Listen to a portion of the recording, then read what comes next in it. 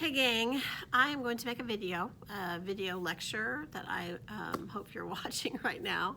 I had several of you gone for the field trip on Tuesday, and then I've got a few more that are in quarantine. And so I'm just going to go ahead and make a video and send it to all of you through Google Classroom. You already know that because you're watching it right now. I'm essentially going to repeat Tuesday's lesson. And I will set this up in Google Classroom, and I will tell you what video links you should watch. I don't have access to all of them. Some of them are mine personally, but I will share with you as much as I can. I will make copies of the PowerPoints for you upon your return, and but you will need to do the facts of the day. So you can do them while I'm going to actually do the fact of the day during this lecture. You can do it at home and then transfer it to your notebook when you return. That's fine with me. For those of you that went on the field trip on Tuesday and are quarantined, I am probably going to send the quiz to your parents and have them proctor it. So to be determined at a later date. So for now, this is just Tuesday's lesson and the fact of the day and some of the video clips that we watched. So I want you to open up the PowerPoint presentation. When Google Classroom transfers or converts PowerPoint to Google Slides, sometimes it kind of messes up things. It doesn't fit the same way. So it might look a little bit wonky, but you should be able to get the gist of it. So, and I will make a copy of this PowerPoint for you. And then when you're finished with the video lecture and doing everything that's the instructions say to do, then there's a daily assignment log that I want you to complete that you'll turn in as well on Google Classroom so that I know that you've completed what you need to complete. So I've got the PowerPoint set up here. The first thing that we did in class after we took the quiz is we did a little review from our bookwork assignment, boring bookwork assignment on Monday. And so I'm going to just go through the slides with you. While I'm thinking about it, your first unit test, which will be over the Eastern Mediterranean countries, will also include this particular bookwork. So there'll be a few questions about Chapter 1, Section 1 as well. So a quick review of your boring bookwork. Geography is the study of what? The world, its people, and the landscapes they create. For example, if I was studying let's say Italy, I was studying the country of Italy and the terrain of Italy, I would notice that over the course of the centuries, when the Roman Empire and the Greek Empire controlled areas, they altered the landscape, for instance, by creating water ducts or aqueducts that carried water to and fro in the Roman Empire. They also paved roads, which led to, well, they didn't pave roads, but they created roads, which led to different developments and settlements along the roads for trade purposes and those things. And when you build a town, you might take down the natural terrain like trees and forest and that sort of thing, which then also alters animal life, etc. So that would be one example. I'm trying to think what the other example I used. Oh, I talked about how the Hittites in the central part of Turkey used the fairy chimneys for houses. So they took that soft rock and they carved out homes and created homes inside of those, and of course they altered the landscape in that capacity. The next review question says, why is geography considered a science? So think about that for a second. Why is geography considered a science? The answer would be that you have to evaluate data. You observe data, you look at it, you compare it with other data, and you make conclusions. You draw conclusions based upon the data that you study. The next one slide says, sometimes geography is called a social science, and what does that mean? So essentially it's a science that studies human behavior, relationships between human beings, and how that affects the earth. And then the next review slide says, how would you define a region? So a region is an area of the world that has several things in common, which then designates it as a specific region. And so there's all kinds of examples of that. The ones I have on the slide are, the one thing the kids, it was interesting, most of the students didn't know this, but if I were to say, what is the river valley of what is the river valley of Arkansas? If you were listening to the Weather Channel, for instance, or watching the newscast, and they said, coming up next, events in the River Valley, They're still talking about Northwest Arkansas, but they're in particular talking about Fort Smith and Van Buren. That is known as the River Valley. In fact, because of the topography where the river is located and the climate that some of the hills in that area make, they are usually a little bit warmer in temperature than we are. So if the River Valley, Fort Smith and Van Buren, is having a snow day, we most certainly are having a snow day, generally speaking. I say certainly and generally speaking in the same sentence. That doesn't make a lot of sense. But if there is weather moving through, if it is cold enough to snow in the River Valley, then it's probably snowing here. Northwest Arkansas would be another example of a region. New England, the states of New England, the Ohio River Valley, the Amazon rainforest. If I were to say, what do you think of when I say the American Southwest? So people said the Grand Canyon, New Mexico, cactus, desert. Those are sorts of the things that come to mind. Those are some of the things they have in common. An area that I would not say is a region, but a place, if I said, hey, I'm going to the promenade. Now, you and I would probably know what that means. Somebody from outside of the state wouldn't know what that means. But if I say I'm going to the promenade, I might be going to Dillard's, I might be going to Hollister, you might be going to the Big Orange or getting a smoothie, or I don't know if that, a boba tea. So it means different things to different people, but the place is the same. If I said I'm going to the John Brown University campus, again, that's a place. It's not really a region, but it's a place where the university is. Next slide says, what kinds of tools might a geographer use? And so the things that we listed were satellite systems in the sky, satellites, maps, globes, a compass. Today, of course, a geographer would use probably their cell phone, computer, GPS systems, Google Earth, all of those sorts of things. And that was pretty much the review we did on the chapter 1, section 1. So questions like that will show up on your test. I will include these slides on the handout that I make you so that you have those review questions as well. Okay, we are going to go to the Wailing Wall. Today's fact of the day is the Wailing Wall. Wailing is spelled W-A-I-L-I-N-G, so the crying wall, if you want to call it that. So again, make sure you write today's date. So this was actually from yesterday, which was August 31st. And give me 5 facts, complete sentences, please number them. Okay, the Wailing Wall. All right, so the Wailing Wall is sometimes also referred to as the Western Wall. The Wailing Wall portion of the Western Wall is about 60 feet long, about 160 feet tall, although a lot of it is actually not above ground. A lot of it is below ground. Over the centuries, the city has kind of built up and built up and built up. So the roads that Jesus walked on are probably below ground or below today's surface. But the Wailing Wall and the Western Wall, which is a retaining wall around the Temple Mount or Mount Moriah, goes deep into the ground. And there are actually glass portions inside some of the tunnels by the Wailing Wall that allow people to look down and see how far down the wall actually goes. So as a retaining wall, the intention was to secure the Temple Mount. If you had bad weather, rain, erosion, earthquakes, that retaining wall would effectively maintain the integrity of the Temple Mount, the temple, and then later the Dome of the Rock that is there now. It is sometimes referred to as the Crying Wall, generally, usually the Wailing Wall, but figuratively speaking, the Jewish people believe that the retaining wall, known as the Wailing Wall, is all that's left of Herod's temple and the temple where the Holy of Holies was, and it came in contact with the Temple Mount. And so in some ways there's a little bit of a superstition that God's presence is there.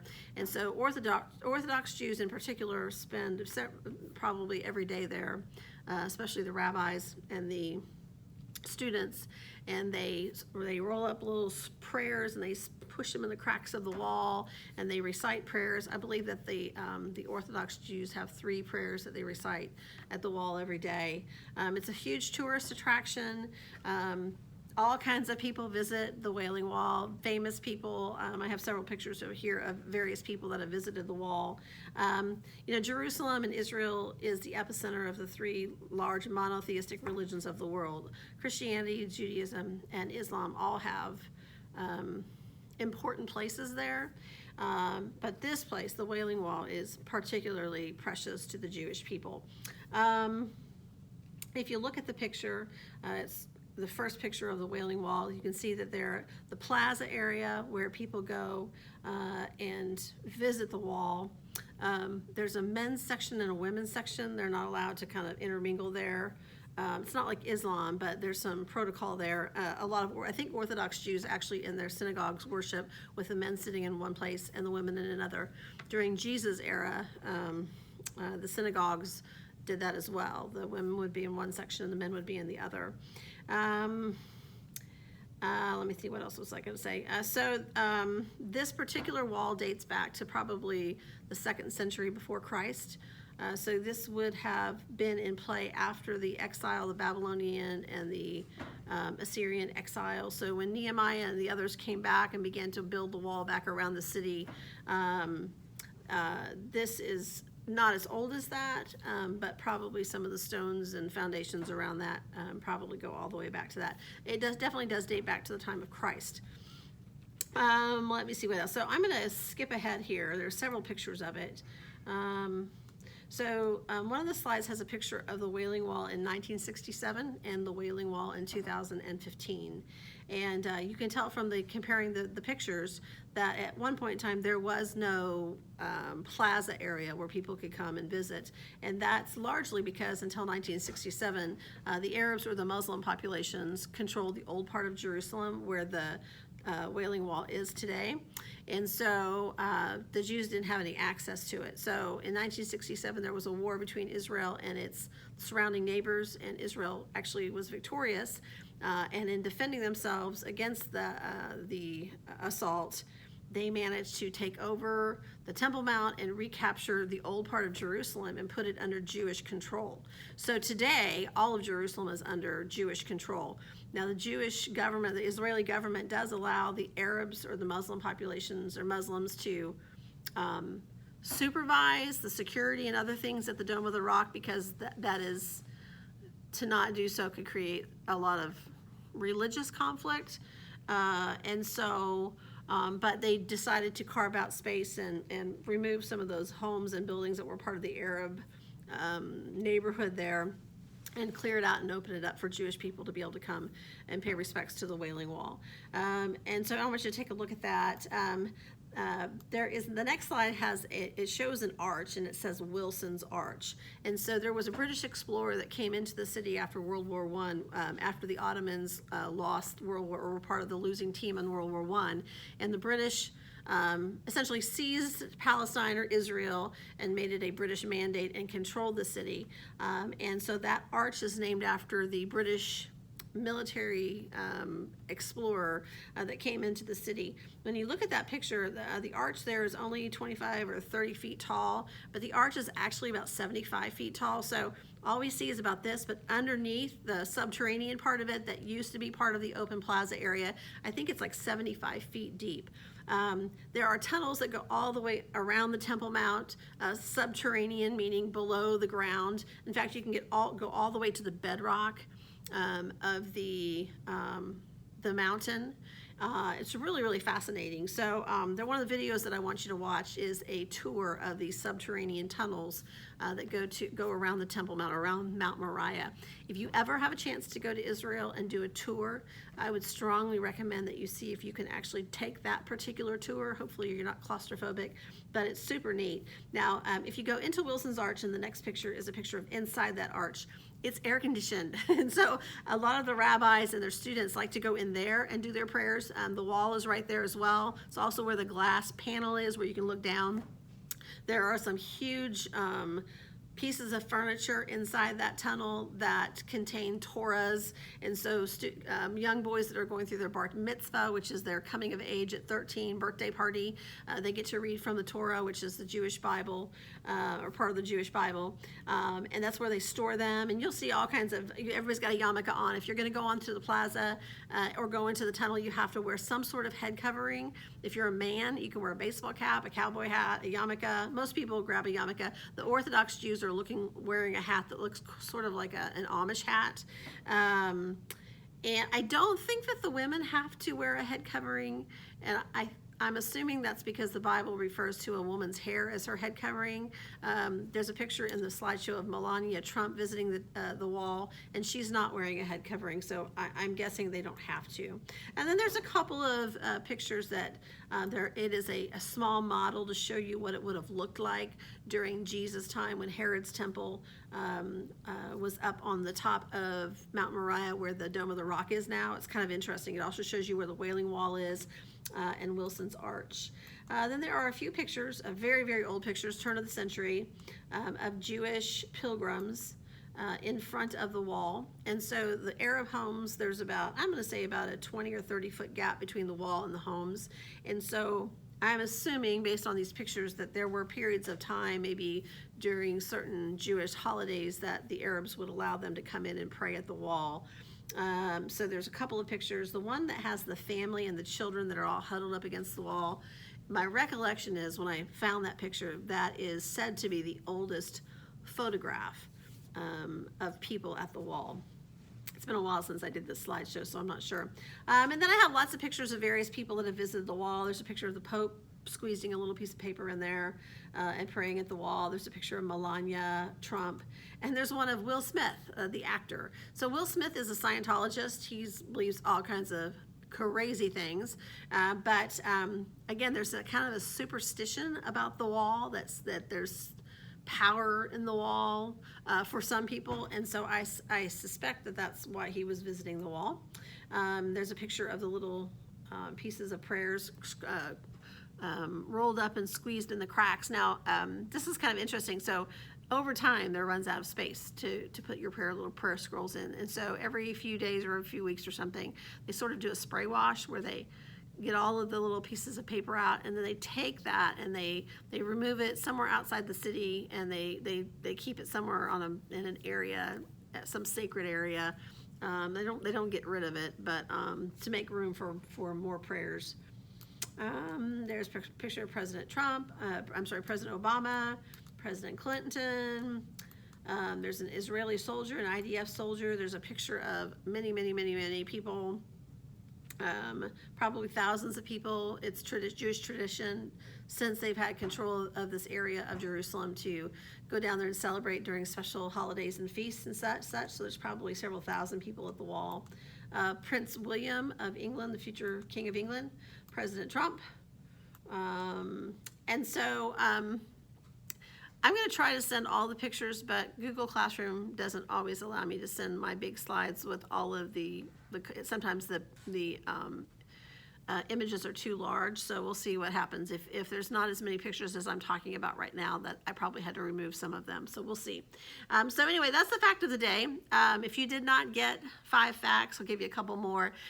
They're the 4 largest stones in the western wall are actually inside that tunnel in that subterranean area. And one of them, the largest one is actually 570 tons.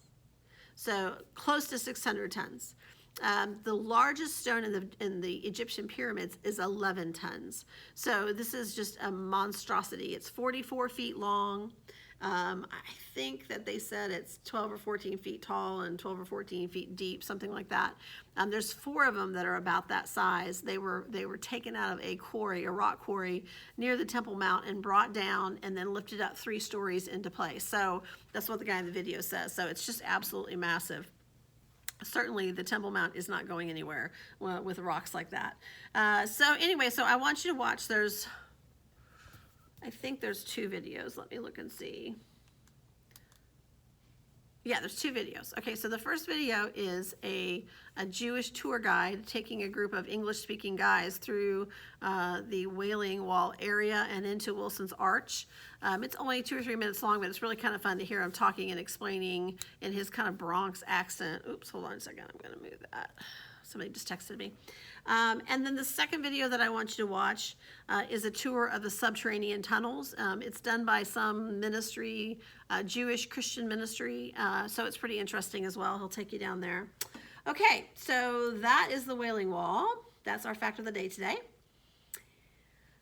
Okay, and then we jumped into some notes. So we're going to do a couple days discussion on the history of Israel. Now, I know as Christians and growing up in the church in a Christian school, a lot of the stories of Israel are familiar to you as part of your faith and your learning. But in today's world, in today's context, there's a lot of, I would say, political push to label Israel as an occupier, meaning that they have taken over the land of Palestine. Taken over the land of Palestine, which we refer to as Israel, and taken it away from the Palestinian people. So I think it's important for you to understand the facts about the establishment of the nation of Israel. Yes, it is the promised land. Yes, God gave the Jewish people this land to occupy, and they did occupy it. They established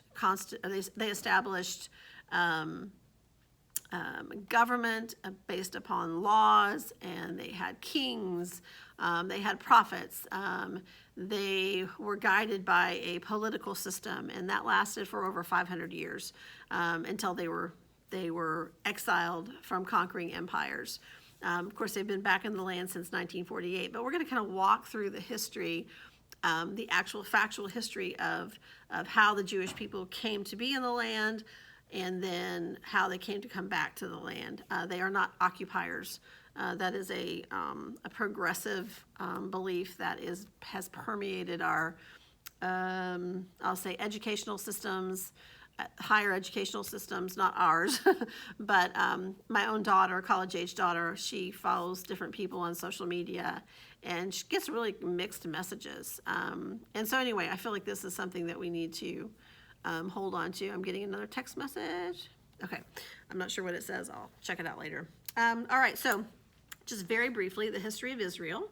What I told the kids to do, and again, I'm going to print this out for you, so you don't need to copy this down at home, but we started all the way back at approximately 2000 BC. These dates are approximate, based upon what the Bible says and what written history says, and so sometimes I round up a little bit, but so approximately 2000 BC, God instructed Abram to leave Mesopotamia, the area now we call Iraq, and go west, and that God promised him he was going to give him there must be some emergency going on because my family keeps texting me. Okay, I don't know what's happening. Okay, I think I'm on a group text, and so my mom and my sisters are all texting back and forth and back and forth. So anyway, so God promises Abram, which later becomes Abraham, the land of Israel. And so finally, Abram and Sarah and his nephew Lot and his family go west, and they settle in an area kind of in the desert. They travel around a little bit on their way to the land that God promised for them. And Abraham's family multiplies during this time. So from about 2000 BC to about 1500 BC, before Christ, Abraham's family grows from Abraham to Isaac. Isaac has Jacob and Esau. Now my husband is calling me. I hope everything's okay. Okay, and then, so Jacob and Esau, they were the twins. Jacob runs off because he's stolen Esau's birthright, and he marries Leah. He meant to marry Rachel, and eventually he's married to 4 women. And they all fight with one another about who's the favorite wife and who's the favorite son. And Jacob ends up having 12 sons by these 4 women, and it doesn't go so well. His youngest son, or his first son by his favorite wife, Rachel, is his favorite son, and he dotes on him and gives him a lot of attention, and it makes his half-brothers jealous. You guys know who he is. He is Joseph.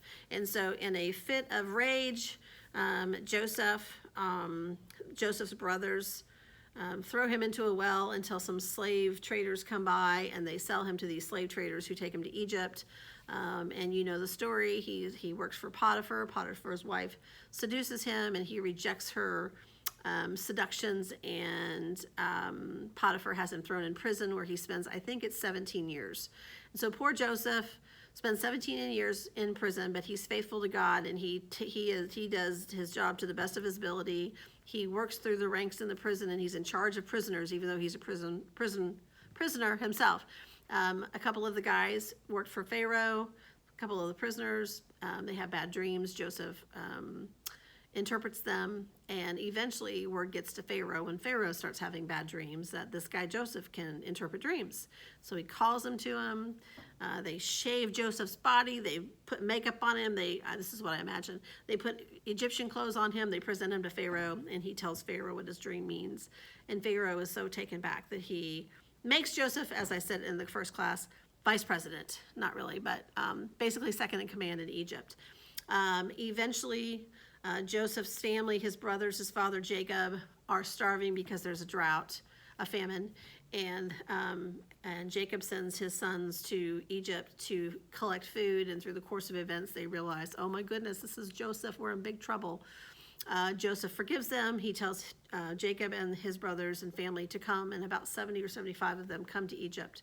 And over the course of the next few hundred years, that family, Abraham's original family of 72 plus, grows to over 1 million. Some say there were as many as 3 million Jewish people living in Egypt. And Pharaoh became very threatened.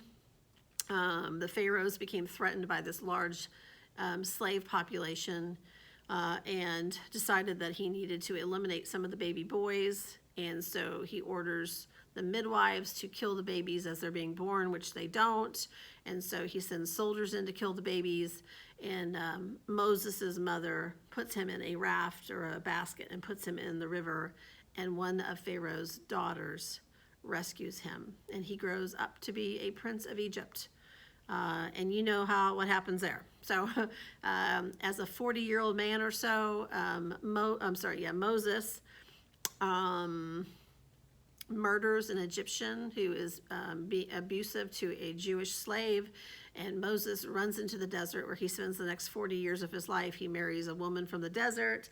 They have a couple of boys, I believe, and then in a very scary situation, Moses finds himself in front of a burning bush where God tells him, I am the God of your fathers, and you need to go back to Egypt and rescue your people. And that sets into motion the 40 years of wandering in the desert. So from between 2000 and 1500 BC, during that 500-year period of time, God grows the Jewish people and then sets them on a course to find the promised land, which today we refer to that as Israel. I'm going to stop there. And we will pick up the history of Israel in class tomorrow. And some of you will be here tomorrow and some of you won't. And so I will make another video lecture, just like I'm doing with this one, for tomorrow's lesson. It probably won't get it done until Friday, just based upon how crazy things are. But anyway, if you have any questions, email me. I'm looking forward to having everybody back. Bye.